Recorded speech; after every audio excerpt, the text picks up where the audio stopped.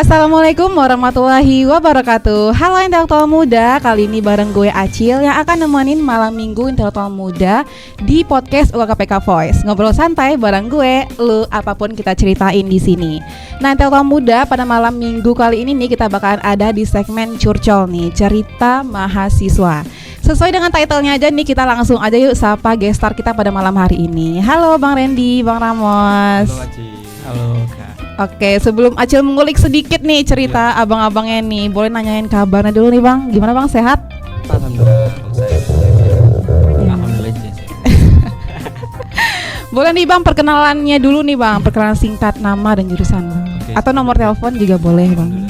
Oh ya, sebelumnya perkenalkan ya, saya Randy Prayoga, mahasiswa Geografi BP 2019. Oke, kalau Bang ya? Oh ya, perkenalkan saya itu Ramos Mardiansa dari Teknologi Pendidikan BP 21. Oke, Acil mau nanya nih Bang, ini kesibukan Abang terakhir-terakhirnya apa aja sih? Kalau saya sekarang ini kerja ya di dinas PU. Oh, lagi kerja ya Bang ya? Iya, lagi kerja ini makanya pakai baju putih gitu kan. Oh ya, siap Tadi kerja. dikira maba tadi sama mahasiswa ini. Acil kira pulang magang. Enggak. Kalau Abangnya lagi sibuk apa? Kuliah ya Bang ya? Iya, kuliah kan kita masih BP awal-awal gitu kan. Masih Bukan awal muda juga ya, sih, Bang? masih udah tengah-tengah. Masih ada jiwa-jiwa hidup mahasiswa ya? Masih menikmati perkuliahan. Oke. Acil dengar nih Bang, kalau Abang ini adalah termasuk tim dari program Rumah Madu ya Bang? Ya, Rumah sekolah Lebah Madu. Oh, sekolah Iya. Rumah Madu. Nah, itu boleh dijelasin nggak sih Bang, itu programnya tentang apa sih? Mungkin Ramos, jelasin Mas. Ya, intinya tuh program ini tuh bergerak di bidang pendidikan juga. Karena kan judulnya itu kan Sekolah Lebah Madu. Ya, jadi kita mengedukasi masyarakat mengenai nanti budidaya lebah madu lah. Oke, program ini sendiri tuh udah dilakukan di mana aja nih Bang? Nah, untuk program itu kita sekarang tuh lebih berfokus ke Mentawai sih Kak. Oh, kalau Acil boleh kenapa sih Mentawai gitu Bang? Nah, jadi ceritanya gini, Cil. Dulu tahun 2021, aku sendiri ya, aku itu ngadain pengabdian sama bareng salah satu komunitas di luar kampus. Nah, jadi pengabdian ke Mentawai ini kan, pengabdiannya itu di bidang lingkungan gitu. Jadi aku di sana nemuin masalah bahwa potensi madu besar di sana, potensi madu hutannya besar, tapi masyarakat itu ngambil madu hutan dengan cara dibakar gitu. Oh, dibakar ya Bang? Iya, jadi nah di tahun 2021 itu muncullah ide gimana sih cara mengedukasi masyarakat ini. Nah, baru di tahun keduanya kami ikut program PPK Ormawa. Nah, mungkin teman-teman dari UKKPK juga ikut program ini ya di tahun ini. Nah, gitu. Nah, jadi alhamdulillah di tahun 2022 kami dipercayai Kementerian Pendidikan untuk ikut dalam program PPK Ormawa. Nah, salah satu programnya itu adalah budidaya lebah madu. Oh, budidaya lebah madu. berarti programnya udah ada dari sananya gitu Bang? Enggak, program itu kami rancang sendiri gitu sama masyarakat gitu. Oh, berarti abangnya naikin gitu Bang? Iya, betul gitu. Jadi sebelumnya belum ada di sana program itu gitu. Nah, itu kan tahun 2022 kan ikut PPK Ormawa dan alhamdulillah kami pada saat itu menuju ke Abidaya. Abidaya itu semacam PIMNAS kalau di PKM gitu ya, PIMNAS. Dan alhamdulillah meraih juara 2 medali perak di program PPK Ormawa gitu. Oke. Nah, baru di tahun 2023-nya karena kami berpikir bahwa program yang kami angkat tahun 2022 kemarin masih belum bisa mengedukasi masyarakat secara menyeluruh, maka tahun 2023 ini kami kembangkan lagi lah yang lebih luas lagi, yang lebih kompleks lagi terkait edukasinya gitu. Berarti karena emang di Mentawai ini emang banyak mata pencahariannya dari lebah madu itu. Iya, betul. Jadi di sana itu salah satu sektor unggulannya lebah madu kan. Jadi di sana masyarakatnya itu nyari madu hutan gitu. Oke, kalau tujuan dari program ini sendiri apa? Tujuan utamanya banget nih Bang? Oke, tujuan utamanya adalah mengedukasi masyarakat supaya mereka bisa ngambil madu hutan itu secara lestari, nggak dibakar lagi. Nah, karena selama ini kita tahu bahwa hasil hutan bukan kayu itu kan salah satunya madu hutan kan. Nah, kalau misalkan masyarakat itu masih mengambil madu dengan cara-cara tradisional yang nggak lestari gitu, itu bakal merusak populasi madu hutan tersebut gitu. Madu hutan itu sendiri gitu, terutama di Mentawai. Karena gini Cil, Albert Einstein ini pernah berkata bahwa jika populasi madu di dunia ini hancur, maka manusia hanya memiliki waktu 4 tahun untuk hidup di dunia. Waduh. Karena gini, karena madu hutan itu merupakan serangga penyerbuk utama. Jadi dialah yang menyerbuk tanaman-tanaman untuk memasok makanan bagi umat manusia gitu. Nah itu kata Albert Einstein gitu kan. Anak geografi banget ya. Anak geografi. Nggak ragu Acil kalau apa. Kalau Acil dengar kalau misalnya program itu pakai kurikulum dengan konsep andragogi. Andragogi. Andragogi. Ya. Itu apa maksudnya, Bang? Konsep apa? Kurikulum tadi ya, Kak? Iya. Ya, untuk kurikulum ini kenapa berbasis andragogi, kan kita tuh membelajarkan orang dewasa lah ibaratnya kan. Kan kayak bapak-bapak itu yang kita ajarkan, pemuda-pemuda.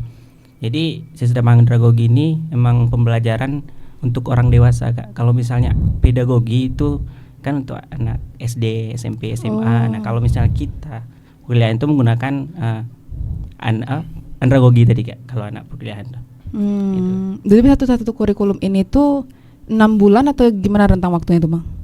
Jadi untuk program Sekolah Lebah Madu ini kan udah dirancang struktur kurikulumnya kan. Nah, jadi setiap kurikulum itu di sana ada rancangan kelas.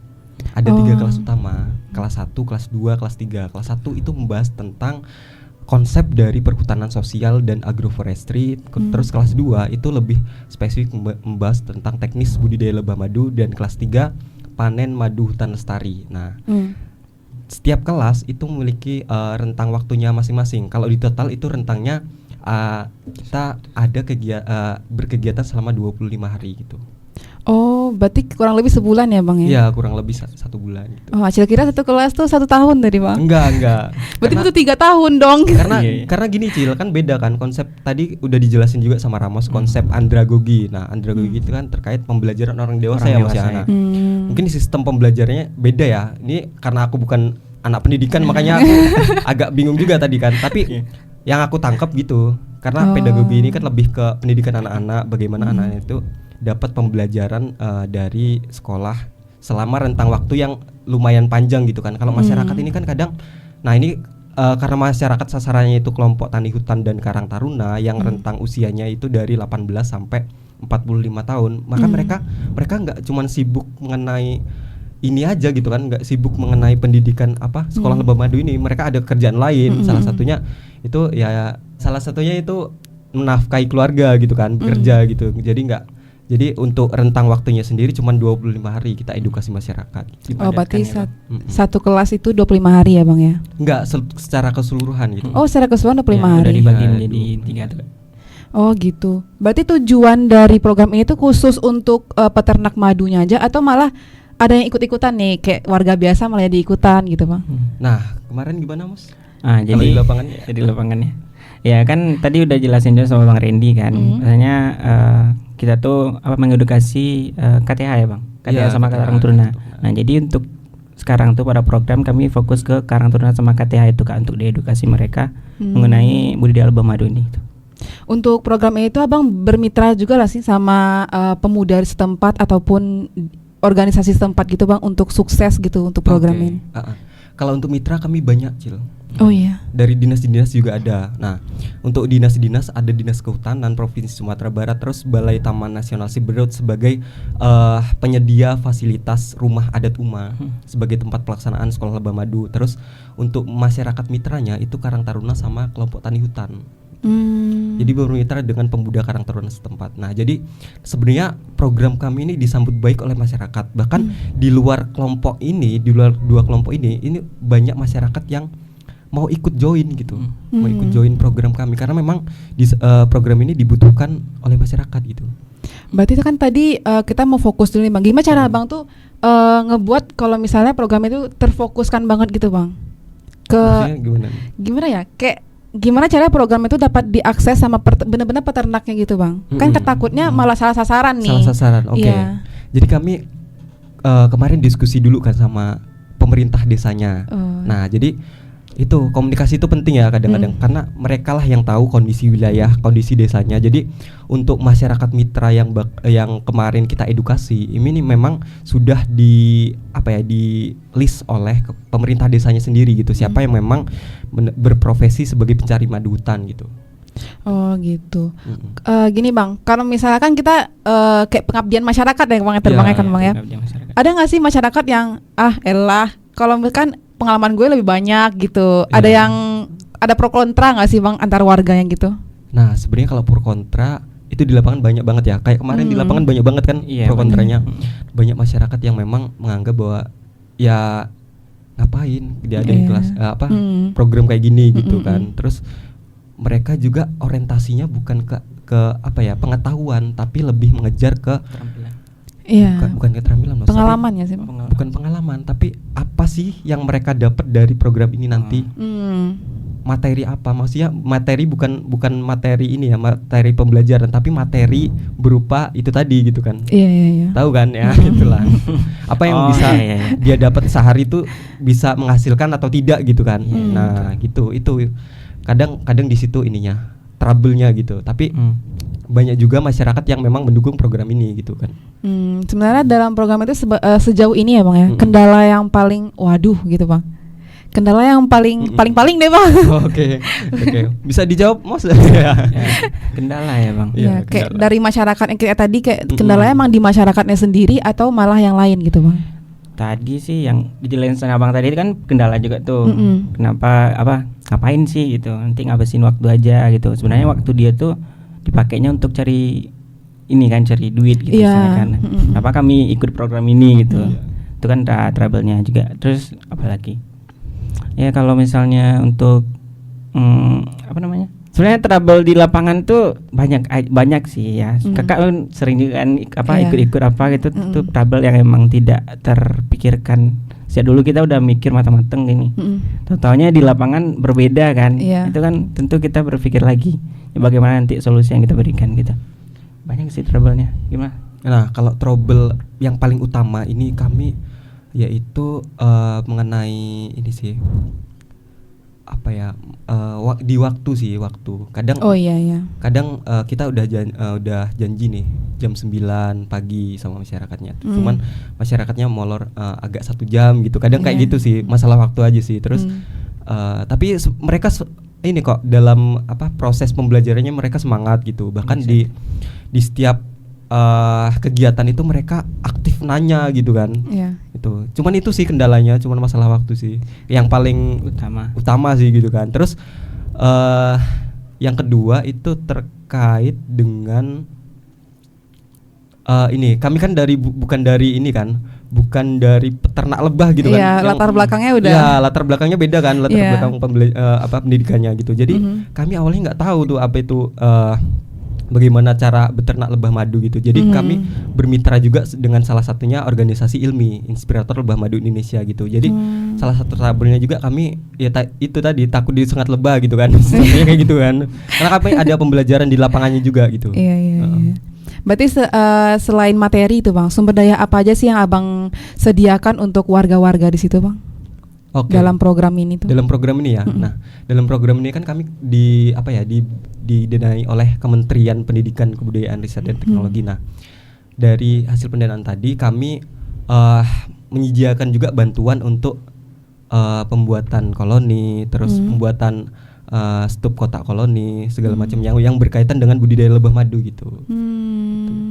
Berarti yang turun untuk ngajarin materi nggak Abang itu ya? Enggak, jadi kami emang yang fokus terhadap ini budidaya lebah madu gitu kan. Nah, kami fokus ke kelas 1 sebenarnya, perhutanan sosial dan agroforestry gitu. Iya, kan geografi banget ya Bang. Geografi banget gitu. Sejauh ini nih Bang, ada nggak sih cerita sukses dari warga-warga sebagai peserta dari program ini Bang? Nah, mungkin itu dijawab sama Ramos ya, boleh. Cerita sukses ya Kak. Iya. Itu kemarin ada bapak-bapak juga kan, tadi kita membelajarkan yang kelompok tani hutan, ada juga bapak-bapak, terus Karang Taruna juga sebagai pemudanya ya Kak ya. Ya, jadi di sana suksesnya itu bapak-bapak tuh antusias lah ibaratnya. Dari mereka yang memang ibarat itu notabene itu pencari lebah madu di hutan gitu kan, yang biasanya dia cara manennya itu dibakar itu atau di apa. Nah, jadi mereka tuh dengan adanya program kita tadi, mereka mendapatkan pengetahuan gitu bagaimana cara memanen yang baik dan benar gitu.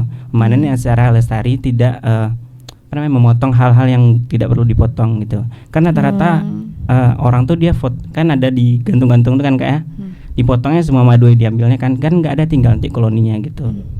Terus pemuda-pemuda di sana juga dia bilangnya dengan adanya program ini juga bertambah juga pengalamannya tentang lebah madu gitu.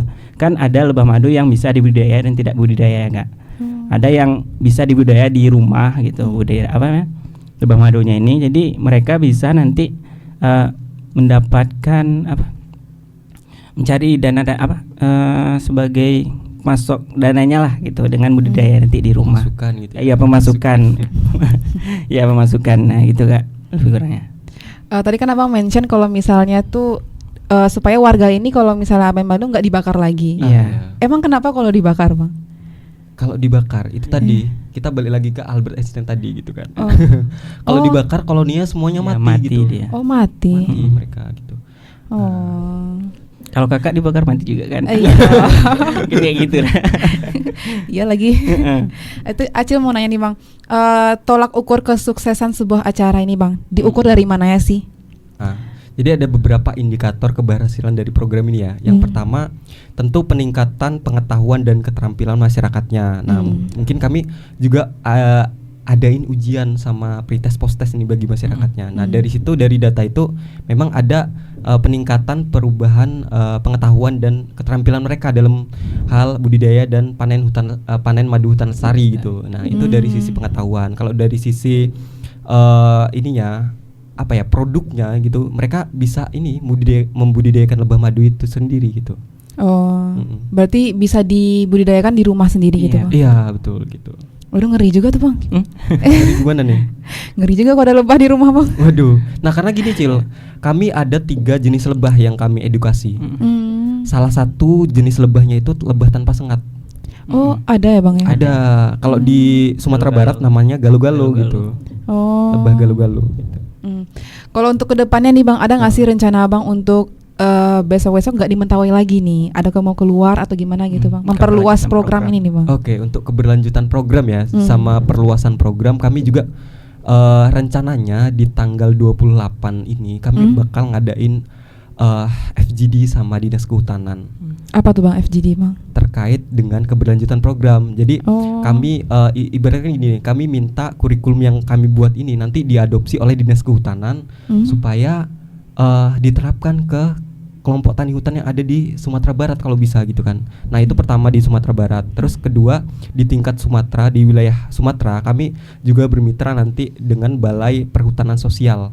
Kantornya di Medan sih. Kami rencananya FGD secara Zoom aja gitu. Online ya Bang ya. Jadi ini untuk perluasan program supaya program yang kami rancang ini nggak cuman di Mentawai aja gitu, berhenti di situ aja gitu. Bisa dilakukan oleh permainan. Iya betul gitu. Berarti emang fokus ke di Sumatera dulu aja ya Bang ya? Iya Sumatera dulu gitu. Nah ada nggak sih Bang saran dan pesan nih Bang untuk peternak-peternak lain yang belum dapat program dari Abang nih? Gimana ya? Dari Ramos dulu deh. Ya boleh deh Mbak Ramos deh. Untuk peternak-peternak yang belum mendapatkan nih Bang. Ya karena kami kemarin tuh berfokus ke Mentawai dulu ya Kak. Jadi pesannya itu untuk yang lain-lain gitu, dengan adanya program ini kan tadi ada luarannya itu untuk kurikulum, nanti ada bahan ajar atau buku pedoman yang mendukung gitu kan. Nah harapannya itu mereka juga dapat belajar melalui itu gitu, nggak cuman kita yang langsung ke sana, tapi dengan melalui media tadi juga bisa mengedukasi mereka gitu. Oh gitu. Dari abangnya? Iya, udah. Boleh deh dari abang deh. Kalau dari aku ya sama sih sebenarnya, nggak ada beda. Nggak kreatif nih. Tapi kan udah kreatif tadi. Beda dong. Nah mungkin kalau dari aku sendiri ya, pesan untuk peternak ya, pesan yang disampaikan ke peternak ya, kalau peternak kan bukan, ini peternak sama pencari madu beda ya? Beda. Oh beda ya Bang? Beda. Jadi, boleh deh jadi pencari madunya dah. Dari pencari madu ya. Nah mungkin pesan dari aku, dengan adanya program ini mudah-mudahan dapat mengedukasi pencari madu, khususnya madu hutan Apis dorsata gitu. Gimana masyarakat ini supaya gak mencari madu Apis dorsata ini nggak dibakar atau dipotong seluruh sarangnya gitu, karena nanti akan menyebabkan si koloni ini pupus atau mati gitu kan. Karena kalau udah mati, bukan cuman pencari lebah madu aja yang bakal merasa oh ini nggak baik gitu. Semua umat manusia bakal merasakan juga dampaknya gitu kan. Nah, ada salah satu penelitian dari Profesor Kate asal Universitas Georgia, Amerika Serikat. Nah, beliau berpendapat bahwa ya itu tadi, lebah madu itu bukan cuman sekedar untuk kepentingan pencari madu hutan, tapi seluruh umat manusia gitu. Karena lebah madu ini yang berperan penting dalam menjaga ekosistem hutan, kemudian pertanian juga perlu itu kan. Gitu. Jadi pasokan makanan pertanian gitu juga sebenarnya dibantu juga oleh lebah madu ini tadi gitu. Oh, berarti emang gede ruang lingkup dari si lebah ini emang ya? Iya, walaupun dia ukurannya kecil gitu kan, tapi dia kecil banget lagi. Pengaruhnya luas gitu kan. Gitu. Bukan hanya di bunga-bunga aja. Asli kira cuma di bunga-bunga loh lebah ini, Bang. Enggak. Ternyata sampai ke padi-padi juga ya, Bang? Iya, termasuk pohon-pohon yang ada di hutan itu mereka yang ini melakukan penyerbukan gitu. Oke, keren sih ini si lebah nih. Si kecil-kecil menyakitkan ya. Jadi boleh di-spill nggak sih, Bang, sosial media dari program ini sendiri? Bagi yang kepo nih, Bang, intelektual muda, Bang. Kalau untuk sosial media kita khususnya Instagram ya, itu bisa teman-teman cari aja Sekolah Lebah Madu Mentawai. Nanti muncul tuh di pencarian. TikToknya ada juga nggak sih, Bang? TikToknya ada juga sama Sekolah Lebah Madu Mentawai juga. Jadi tentang bagi yang penasaran sama Sekolah Lebah Madu boleh langsung aja dicari di IG-nya ya, Bang. Iya. Dan kita masuk games ya, Bang ya. Kita Waduh, seru-seru. ada gamesnya ya? Pertanyaan pertama nih, Bang. Waduh. Apa nama rumah tradisional suku Mentawai? Oke. Rumah suku Mentawai? Iya. Uma. Rumah adat Uma dong. Iya, bener banget. Berapa jumlah provinsi sekarang di Indonesia? Masya Allah, apa ya? Allahu Akbar. 34. 38 kalau Keren. 32 ya? Sekitar itu waktu itu ya. Mau di-spill nggak, Bang? Boleh. Sekarang udah 38, Bang. Waduh, udah naik ya? Aduh, kamu kemana aja, Bang nih? Oke, soal selanjutnya, apa ibu kota dari Sumatera Selatan? Sumatera Selatan. Iya. Medan. Enggak. Lampung. Bang. Palembang dong. Makanan khas Mentawai yang berasal dari olahan keladi. Subet. Wis. Udah pas aja lah. Subet. Apa tau nggak? Subet. Iya. Nggak tahu ya? Ada berarti. Aduh, salah aja nih. Kapan hari lahir Pancasila diperingati? Waduh. Hari lahir Pancasila ya? Yes. 1 Juni. Yes. Agak lupa nih. Sila ya. 5 4 3 Agak. 2 1 Juni. Iya. Iya loh, 1 Juni. VOC merupakan organisasi dagang dari negara Belanda. Iya benar. Belanda. Oke. Sungai terpanjang di dunia adalah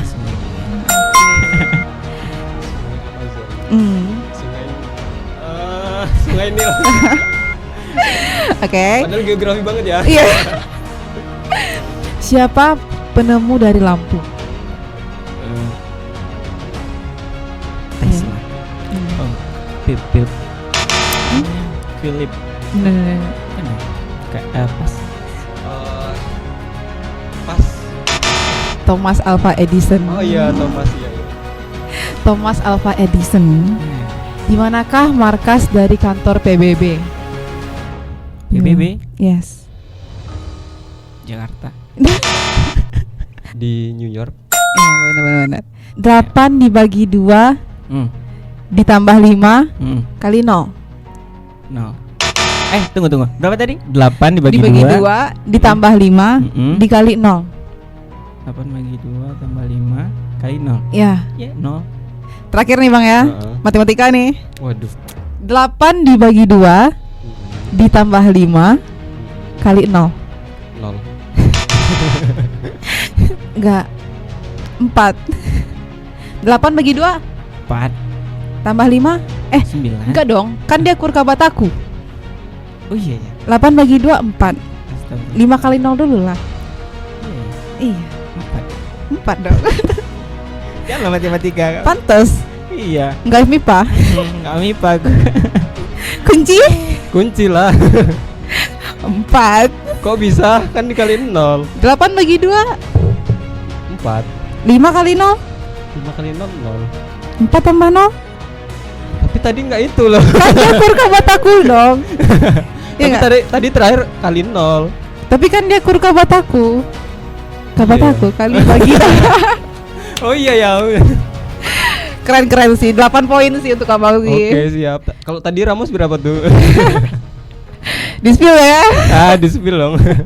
Nah, Intelektual Muda itu tadi dia bincang-bincang seru kita sama Bang Ramos dan juga Bang Randy nih Intelektual Muda. Dan kita tadi juga udah main kuis sampai lupa kita udah di penghujung acara aja nih. Tapi tetap dengerin kita di UKKPK Voice. Setiap malam minggu bisa didengerin dari Spotify dan juga Anchor nih.